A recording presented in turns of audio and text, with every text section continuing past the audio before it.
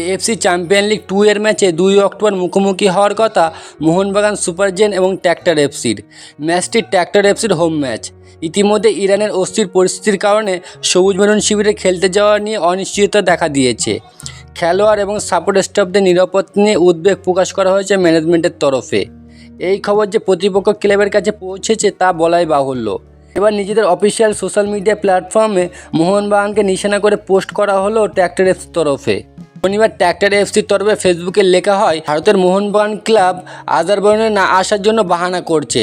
আসলে তারা 1 লক্ষ লোকের সামনে 10-0 ব্যবধানে পরাজয়ের থেকে পেনাল্টিতে 3-0 ব্যবধানে পরাজয়কে বেশি ভালো মনে করছে।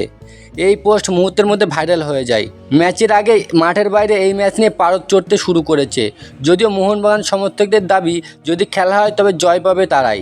ভিসা সমস্যার জন্য ইরানে যেতে পারছে না তারা। এছাড়া নিরাপত্তার বিষয়টি জড়িত রয়েছে। এএফসিকে সম্পূর্ণ বিষয়টি জানিয়ে ইমেল করা হয়েছে সবুজ মেরুন শিবিরের তরফ থেকে। ভারতের বিদেশ মন্ত্রকের সঙ্গে লাগাতার যোগাযোগ রাখা হচ্ছে।